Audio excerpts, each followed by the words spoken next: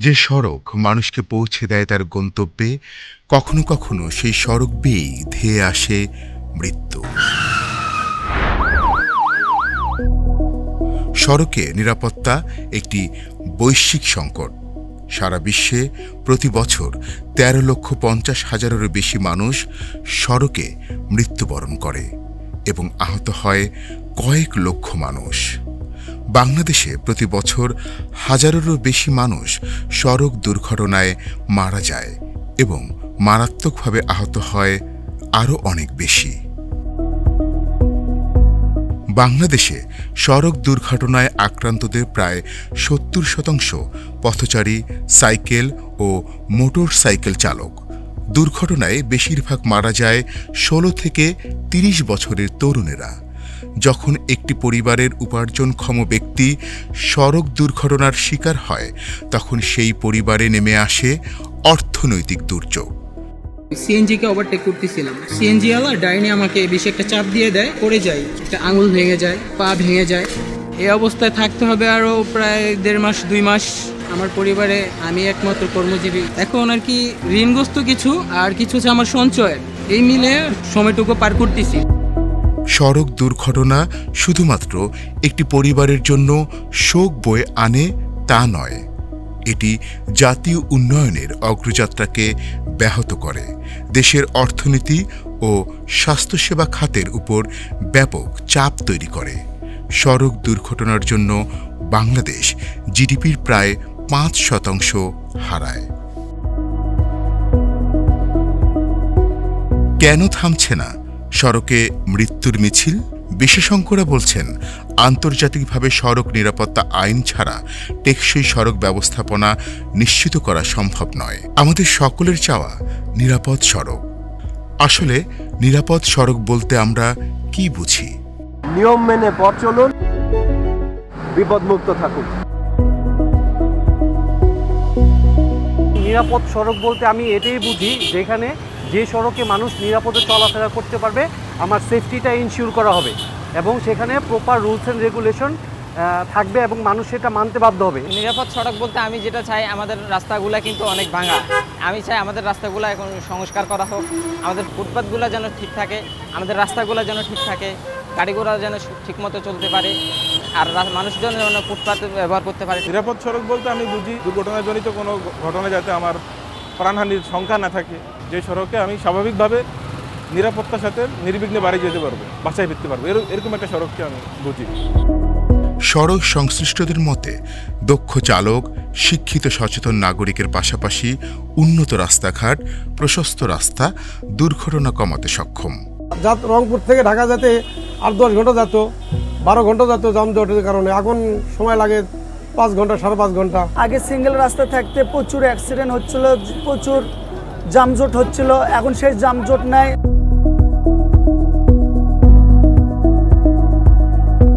আমরা খুব ঘন বসতিপূর্ণ একটি দেশ এবং আমাদের সড়কের প্রক্সিমিটি টু দ্য পিপল, মানে এটা মার্কেট হতে পারে, বাড়িঘর হতে পারে, হসপিটাল, স্কুল, মসজিদ, এগুলির প্রক্সিমিটি এবং হাইওয়ের অবস্থান একটা গুরুত্বপূর্ণ এলিমেন্ট যেটা আমরা অ্যাভয়েড করার চেষ্টা করি। এটা আমরা যেটা এখন করছি, আমাদের মেজর হাইওয়েগুলিতে সার্ভিস লেন এবং মেজর যে হাই স্পিড করিডোর, এটাকে সেপারেট করে, যাতে করে প্রথম ভয়াবহ দুর্ঘটনা যেগুলি মানুষের মৃত্যুর চান্স অনেক হাই, সেগুলি কমানোর চেষ্টা করছি। অ্যাট দ্য সেম টাইম আমরা প্রচুর ফুটওভার ব্রিজ, সায়েন্স সিগন্যাল এবং পেডেস্ট্রিয়ান ফ্যাসিলিটি তৈরি করছি, যাতে করে জনগণ, আমাদের দেশের জনগণ প্রচুর পায়ে হেঁটে চলাফেরা করে, প্রচুর থ্রি হুইলারে চলাফেরা করে, যাতে স্মল ভেহিকেল এবং পথচারীরা নির্বিঘ্নে রাস্তার এপার থেকে ওপারে যেতে পারে। At the same time school, college যেগুলি একটা পার্টিকুলার টাইমে ডেন্সিটি বেড়ে যায়, সেখানে আমরা জেব্রা ক্রসিং, ফুটওভার ব্রিজ এবং কখনো কখনো কন্ট্রোল সিগন্যাল ইউজ করার চেষ্টা করছি, যাতে করে আমাদের মানুষজন মানে জীবনের মূল্যটা যে অনেক বেশি আমাদের কাছে, সেই চেষ্টায় আমরা করে যাচ্ছি। তবে আমরা মনে করি জনগণেরও উচিত আমাদের যেই ফ্যাসিলিটিগুলি আছে সেগুলি সঠিকভাবে ব্যবহার করে যেন আমাদের এই স্ট্রাকচারগুলি ইউজফুল করে। অনেক ফুটওভার ব্রিজ আছে, দেখা যাচ্ছে ফুটওভার ব্রিজের নিচে দিয়ে অনেকে হয়তো আরবিট্রারিলি পারাপার হয়। তো আমি রিকোয়েস্ট করব এই জিনিস ফ্যাসিলিটিগুলি ইউজ করতে, এবং যখন যে সুবিধা দেওয়া হয় সেটা যেন আমরা অ্যাভয়েড না করি।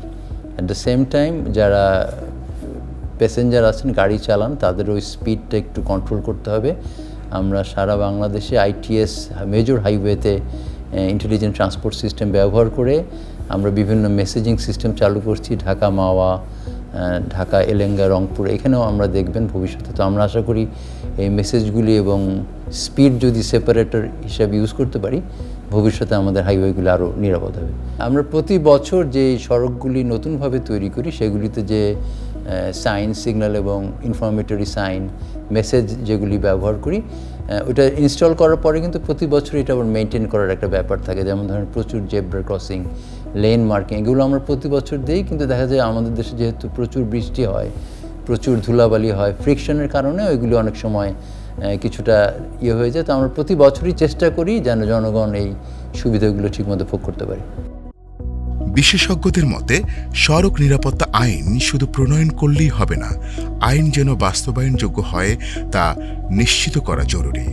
নতুন আইনে চালকদের দক্ষতা, গাড়ির ফিটনেস ও দুর্নীতির দিকগুলো বিশেষভাবে অন্তর্ভুক্ত করা জরুরি। বর্তমানে দেশের বিভিন্ন স্থানে সড়কে ট্রাফিক নিয়ন্ত্রণ ও যানজট নিরসনে শিক্ষার্থীদের অংশগ্রহণ ব্যাপকভাবে প্রশংসিত হচ্ছে। সড়কে নিরাপত্তা নিশ্চিতে যথাযথভাবে প্রশিক্ষিত শিক্ষার্থী ও যুব সমাজের কার্যকর অংশগ্রহণ সড়কে দুর্ঘটনা, বিশৃঙ্খলা ও অনিয়ম রোধ করতে সহায়ক ভূমিকা রাখছে। কিন্তু তারপরও মানুষ যত্রতত্র রাস্তা পারাপার হচ্ছে, ট্রাফিক আইন না মানার প্রবণতা আছে। দুর্ঘটনা এড়াতে ট্রাফিক পুলিশ কাজ করলেও সচেতন হতে হবে সাধারণ জনগণের। কিন্তু এই ট্রাফিক আইন মেনে না চলার সাধারণ জনগণের এত অনীহা কেন? বাংলাদেশে প্রাইমারি বা সেকেন্ডারি লেভেলে ট্রাফিক এডুকেশন সংক্রান্ত কোনো বিষয় পাঠ্যপুস্তকে অন্তর্ভুক্ত না থাকার কারণে ট্রাফিক রুলস সম্পর্কে আমাদের ধারণা অধিকাংশ লোকেরই নাই। তবে এই ট্রাফিক এডুকেশন যদি প্রাইমারি লেভেল থেকে বা সেকেন্ডারি লেভেল থেকে যদি এটা স্টার্ট করা যেত, তাহলে আমাদের এই যে ট্রাফিক রুলস মানার একটা সংস্কৃতি গড়ে উঠত, যা আইন মেনে চলার ক্ষেত্রে আমরা অন্যদেরকেও উদ্বুদ্ধ করতে পারতাম। সেই সাথে সাথে ট্রাফিক ম্যানেজমেন্টের একটা অভূতপূর্ব ডেভেলপমেন্ট আমরা করতে পারতাম। ঢাকা শহর 1500 স্কোয়ার কিলোমিটার, বাট এখানে লোক সংখ্যা থাকার কথা 40 থেকে 50 লক্ষ লোক, কিন্তু রিয়েলিটি হচ্ছে এখানে বাস করে প্রায় 2.25 কোটি লোক, যাদের প্রতিনিয়ত যাতায়াত এই শহরের রাস্তা দিয়ে। কিন্তু রাস্তার পরিমাণ কিন্তু খুবই অপ্রতুল, যেখানে আধুনিক সিটিতে 30% টোটাল এরিয়ার 30% থাকে রাস্তা, সেখানে ঢাকা শহরের রাস্তার পরিমাণ হচ্ছে টোটাল রেসিডেন্সিয়াল এরিয়ার অনলি 7%। 7টি পয়েন্টে আমাদের ডিজিটাল ক্যামেরা আমরা ইনস্টল করতে পেরেছি, ডিজিটাল সিগন্যাল আমরা ইনস্টল করতে পেরেছি। তো এই ডিজিটাল ডিভাইসের মাধ্যমে আমরা ট্রাফিক ম্যানেজমেন্ট ডেভেলপ করার চেষ্টা করছি, এবং এটা সার্বিকভাবে যদি ঢাকা শহরের যতগুলো ক্রসিং পয়েন্ট আছে সবগুলোতে যদি এই ডিজিটাল সিগন্যাল ব্যবস্থা ইনস্টল করা যায়, তাহলে সেক্ষেত্রে যারা গাড়ি চালক তারা আইন মানতে অনেকখানি বাধ্য হবে। তার সাথে সাথে ওভার স্পিডে কোনো গাড়ি গেলে সেটাকে ডিটেক্ট করতে পারছি, সেই সাথে সাথে ওভার স্পিডের কারণে সেই ভেহিকেলের প্রতি আমরা মামলা দিতে পারতেছি। এই মামলার কারণে আগে অ্যাক্সিডেন্ট বা দুর্ঘটনা আমরা যেটাই বলি না কেন, এই ওভার স্পিডের কারণে সেখানে ডিজিটাল ডিভাইস বসানোর পরিপ্রেক্ষিতে এ ধরনের ঘটনা একেবারেই কমে এসেছে। তা আমরা যে এলিভেটেড এক্সপ্রেসওয়ে বা 300 ফিট সহ অন্যান্য যে রাস্তাগুলো আছে, বিশেষ করে হাইওয়ে টাইপ যে রাস্তাগুলো আছে, সেগুলোতে যদি আমরা ডিজিটাল ডিভাইস ইনস্টল করতে পারি, তাহলে আমাদের অ্যাক্সিডেন্ট কমে আসবে এবং তার সাথে সাথে ট্রাফিক ম্যানেজমেন্টের অভূতপূর্ব উন্নয়ন সাধিত হবে। নিরাপদ ও উন্নত সড়ক পরিবহন ব্যবস্থা একটি কল্যাণ রাষ্ট্রের অন্যতম নিয়ামক, আর তাই সড়কে নিরাপত্তা নিশ্চিত করতে হলে অবকাঠামো উন্নয়নের পাশাপাশি আইনের প্রয়োগ ও আইন মেনে চলতে সকলকে উদ্বুদ্ধ করা জরুরি। বাংলাদেশের মহাসড়কে প্রতিদিন ঘটে যাওয়া প্রাণঘাতী দুর্ঘটনার একটি প্রধান কারণ হল অনিয়ন্ত্রিত ওভার স্পিড ও অদক্ষ চালক। সড়ক সংশ্লিষ্টদের মতে সড়ক দুর্ঘটনা নিয়ন্ত্রণ কোনো অসম্ভব কাজ নয়। এজন্য দরকার সরকার ও জনগণের ইতিবাচক চিন্তা এবং সমন্বিত পদক্ষেপ গ্রহণ ও তার যথোপযুক্ত বাস্তবায়ন। সড়ক দুর্ঘটনা রোধে সর্বাগ্রে চালকদের দক্ষ করে গড়ে তুলতে হবে। প্রশিক্ষণের জন্য পর্যাপ্ত সংখ্যক ট্রেনিং ইনস্টিটিউট স্থাপন করে চালকদের প্রশিক্ষণের ব্যবস্থা করা গেলে সড়ক দুর্ঘটনার লাগাম অনেকাংশে টেনে ধরা সম্ভব হবে। মোটরযান দুর্ঘটনার অনেকগুলো কারণ রয়েছে। চালকদের অদক্ষতা এবং স্বল্প শিক্ষা তার একটি অন্যতম কারণ। এর সাথে আর অনেকগুলো কারণ রয়েছে: ত্রুটিপূর্ণ মোটরযান, সড়ক, মহাসড়কের অবকাঠামো নির্মাণ, প্রকৌশলগত ত্রুটি, ট্রাফিক সাইন, রোড মার্কিং না থাকা, পথচারীর অসচেতনতা, মদ্যপ এবং নেশাগ্রস্ত অবস্থায় গাড়ি চালনা, অতিরিক্ত স্পিড। পাশাপাশি আমরা অনিবন্ধিত বিভিন্ন বাস, মিনি বাস রাস্তায় চলাচল করছে। এগুলো সবগুলোই যানবাহনের রোডের যে অ্যাক্সিডেন্ট হচ্ছে তার মূল কারণ। বাংলাদেশে এখন পর্যন্ত নিবন্ধিত মোটরযানের সংখ্যা 65 লক্ষ। এর মধ্যে 48 লক্ষই হচ্ছে মোটরসাইকেল, যা টোটাল অংশের 73.58 ভাগ। আবার অন্যদিকে ড্রাইভিং লাইসেন্সধারী যদি সংখ্যা বলেন তাহলে সেটাও 73 লক্ষ রয়েছে।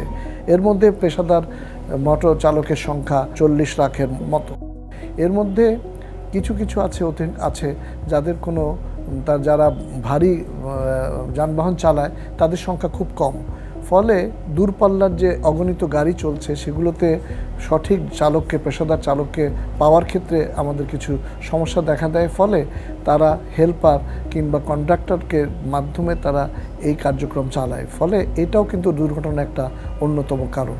আমরা চালকদেরকে প্রশিক্ষণের নিয়ে আসছি, অর্থাৎ আমরা তাদেরকে 60 আওয়ার্স ট্রেনিং না করে তাদেরকে লাইসেন্সের পরীক্ষা অংশগ্রহণের সুযোগ আমরা দিচ্ছি না। সেই অনুযায়ী আমরা কার্যক্রম নিয়েছি এবং আগামী মাসের প্রথমেই আমরা আনুষ্ঠানিকভাবে এই চালকদের ট্রেনিংয়ের কার্যক্রম শুরু করব বিভিন্ন প্রতিষ্ঠানে। যারা আছেন তাদের নবায়নের সময়ও তাদেরকে আবার সেই ট্রেনিংগুলো দিয়ে তারা ফিট আছে কিনা সেটাও আমরা পরীক্ষা করব। অর্থাৎ সোজা কথা, রাস্তায় আমরা কোনো অপেশাদার অর্থাৎ যারা প্রশিক্ষিত নয় এমন কোনো ড্রাইভারকে রাস্তায় না পাঠাতে আমরা বদ্ধপরিকর। দেশের চিকিৎসা ব্যয়ের প্রায় 30% সড়ক দুর্ঘটনা কবলিত রোগীদের পেছনে ব্যয় হয়। সড়ক নিরাপদ করা গেলে স্বাস্থ্য খাতের বাজেটের উপর চাপ কমবে। গবেষণা বলছে 80% দুর্ঘটনার জন্যই চালকরা প্রত্যক্ষ বা পরোক্ষভাবে দায়ী। দেশের সড়ক দুর্ঘটনা এবং এর প্রভাবে সৃষ্ট ক্ষয়ক্ষতির আর্থিক পরিমাণ বছরে প্রায় 40,000 কোটি টাকা।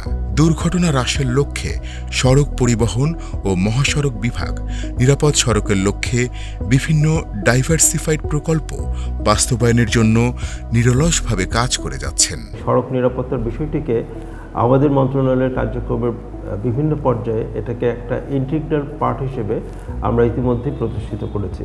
আমি এই বিষয়টাকে একটু বলবো যে কী করে আমরা এই সড়ক নিরাপত্তার বিষয়টা আমাদের মন্ত্রণালয়ে আমরা দেখে থাকি বা বাস্তবায়ন করে থাকি। প্রথম বিষয়টি হচ্ছে যে এটা দুটো বিষয়। এক হচ্ছে যে এটা প্রযুক্তিগত বিষয়, যেটা পিওরলি টেকনিক্যাল সাইড, সেটি মূলত আমাদের যে রোডস অ্যান্ড হাইওয়েজ ডিভিশন তারা করে থাকেন। অর্থাৎ আমরা যখন বিভিন্ন সড়ক বা ব্রিজ নির্মাণ করি সেখানে সড়ক নিরাপত্তার বিষয়গুলো আমরা ডিজাইনে নিয়ে আসি। এর অর্থ এই যে আমরা যেই রোডস ডিজাইনগুলো করি তাদের মধ্যে সবগুলোর মধ্যে আমরা সড়ক নিরাপত্তার বিষয় বা নিরাপদ সড়কের বিষয়টি একেবারেই ডিজাইনের মধ্যেই নিয়ে আসি। আর এর দ্বিতীয় অংশটা যেটা সাম্প্রতিক সময়ে আমরা অধিক গুরুত্ব দিচ্ছি সেটা হচ্ছে যে শুধুমাত্র সড়ককে যদি আমরা ডিজাইনটাকেই ইমপ্রুভ করি তাহলে কিন্তু আমাদের উদ্দেশ্য সাধিত হবে না। এই সড়ক যারা ব্যবহার করবেন তাদের আচরণের মধ্যেও সড়ক নিরাপত্তার বিষয়টা মানে আরও শক্তিশালী হওয়া প্রয়োজন।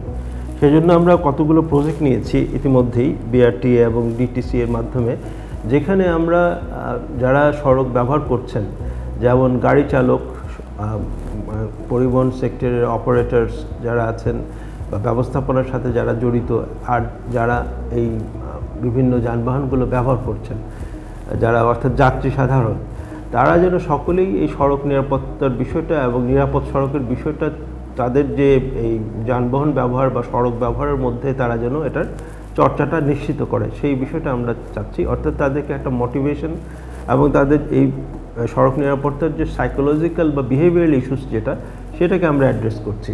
তো আমাদের রোড সেফটি মেজার্সের মধ্যে এই বিষয়টা সাম্প্রতিককালে আমরা শক্তিশালী করার চেষ্টা করছি। এবছরই প্রথমবারের মতো আমরা 16 জন গাড়ি চালককে আমরা নির্দিষ্ট মানদণ্ডের ভিত্তিতেই বা ক্রাইটেরিয়ার ভিত্তিতে আমরা নির্বাচন করেছি এবং তাদেরকে নিরাপদ গাড়ি চালানোর জন্য আমরা পুরস্কৃত করছি।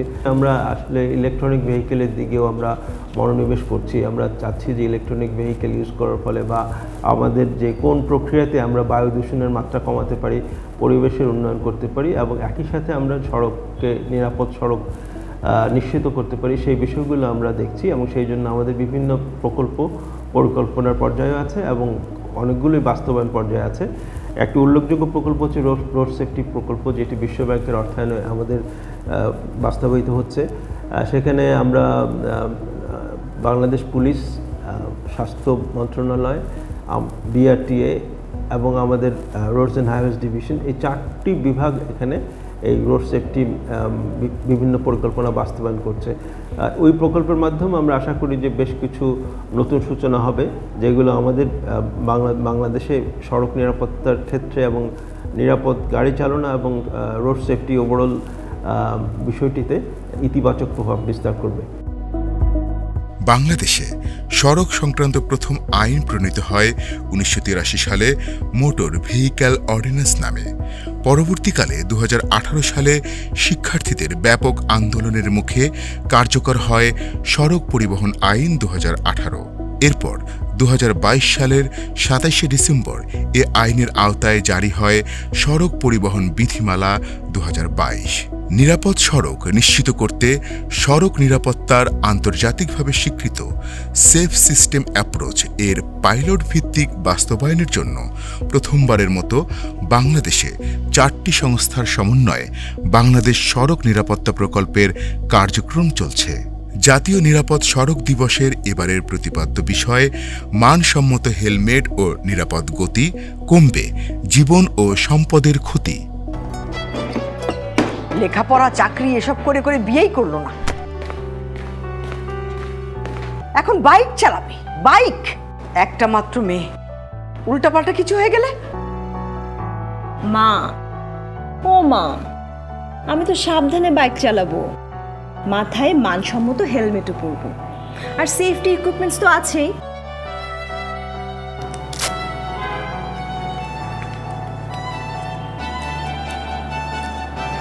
দেখো,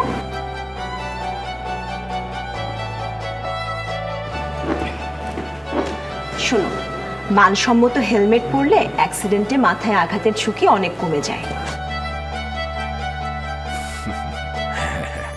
বাজারে অনেক ধরনের হেলমেট পাওয়া যায়, সবগুলো মানসম্মত না, আর মাথায় আঘাতের কারণে প্রাণহানির ঘটনা ঘটে সবচাইতে বেশি। একমাত্র বিএসটিআই অনুমোদিত অথবা আন্তর্জাতিকভাবে স্বীকৃত মানসম্মত হেলমেট, সেটা দামি হোক বা কম দামি, সবসময় মাথাকে সুরক্ষিত রাখে। ভালো মতো পড়ো। শুধু ভালো মানের হেলমেট পরলেই হবে না, ফিতাও বাঁধতে হবে। যাও, আসো। নিরাপদ জীবন সকলের কাম্য। সড়ক দুর্ঘটনা রোধে সরকার ও জনগণ একত্র হয়ে কাজ করলেই এর নিয়ন্ত্রণ সম্ভব। জাতীয় নিরাপদ সড়ক দিবস 2025-এর প্রতিপাদ্য মানসম্মত হেলমেট ও নিরাপদ গতি, কমবে জীবন ও সম্পদের ক্ষতি। আমাদের দেশে সড়ক দুর্ঘটনা বেড়ে যাচ্ছে। তো এর দুটি প্রধান কারণ, সড়কের দুর্ঘটনা এবং জ্যাম, এই দুটোই প্রধান কারণ দুটি। একটি হচ্ছে প্রশিক্ষণবিহীন ড্রাইভার। আমি কয়েকদিন আগে ওই যে সরাইলে রাস্তা দেখতে গেছিলাম, ওখানে 2 ঘন্টা ধরে জ্যাম ছিল। পরে আমরা ওখানে দেখলাম যে এই যে ড্রাইভারদের বিশৃঙ্খলাই হচ্ছে এটার প্রধান কারণ, এবং ওইটা আমরা কিছু মেজার্স আমরা নিচ্ছি। এখন আর ওখানে কোনো জ্যাম নেই, রাস্তাতে একই রাস্তায় কোনো জ্যাম নেই। তো এই জন্য আমরা ড্রাইভারের প্রশিক্ষণের উপর জোর দিচ্ছি, এবং আমরা একটা নতুন ড্রাইভিং লাইসেন্স দেওয়ার একটা নতুন পদ্ধতি তৈরি করতেছি, যেখানে অন্তত 60 ঘন্টা ড্রাইভিং প্রশিক্ষণ নিতে হবে। এবং এই প্রশিক্ষণ যারা নেবে তাদেরকে আমরা ইভেন ইয়েও দেবো, ভাতাও দেবো, এবং কেবলমাত্র প্রশিক্ষণপ্রাপ্ত ড্রাইভাররাই লাইসেন্স পাবে। অন্যান্য যেরকম একটা লিখিত পরীক্ষা হবে, একটা মৌখিক পরীক্ষা হবে, এবং একটা কী বলে যে ডোপ টেস্ট এবং ফিজিক্যাল ফিটনেস টেস্ট হবে। আর দ্বিতীয় কারণটা হচ্ছে ফিটনেসবিহীন যানবাহন। প্রতিদিন গড়ে প্রায় 25-30টি গাড়ি ডাম্পিং হচ্ছে, এবং এটার সংখ্যা আরও বাড়বে। তো এটা যদি করা যায়, যে আমরা যদি ড্রাইভারদের প্রশিক্ষিত করতে পারি এবং যানবাহনের যদি ফিটনেস যদি হয়, নতুন গাড়ি পরিবহন মালিকরা যদি নতুন গাড়ি চালান, অথবা যেগুলো পুরনো গাড়ি সেগুলোকে যদি প্রকৃতভাবে মেরামত করে যদি চালান, তাহলে সড়ক দুর্ঘটনা কমবে। এর আরেকটা বড় কারণ হচ্ছে যে আমরা সড়ক দুর্ঘটনার যে উপাত্ত, সেটা থেকে আমরা দেখছি যে সড়ক দুর্ঘটনা বেশিরভাগ ক্ষেত্রে হচ্ছে যে মোটরসাইকেল চালকদের ক্ষেত্রে, এবং আমরা এই যে হেলমেটের অভাব হচ্ছে এটার প্রধান কারণ। যেসব জায়গায় রাস্তায় মেরামত কাজ হচ্ছে সেসব জায়গায় আমরা 10,000 হেলমেট দেব।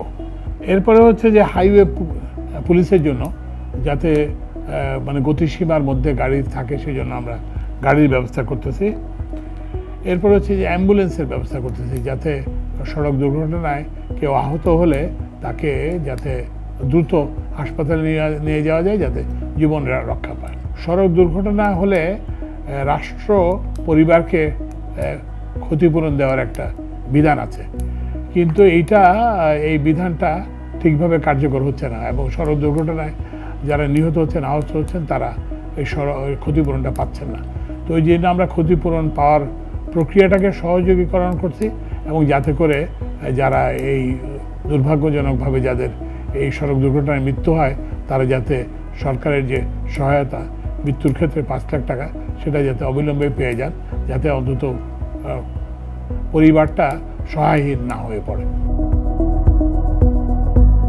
বাংলাদেশ সরকার সড়ক নিরাপত্তা উন্নয়নে প্রতিশ্রুতিবদ্ধ। 2030 সালের মধ্যে সড়কে মৃত্যু অর্ধেক কমিয়ে আনা এবং মহাসড়ক, সড়ক ও শহরগুলোতে টেকসই ও নিরাপদ পরিবহন ব্যবস্থা গড়ে তুলতে সরকার বদ্ধপরিকর। তবে প্রয়োজন জনসাধারণের সচেতনতা।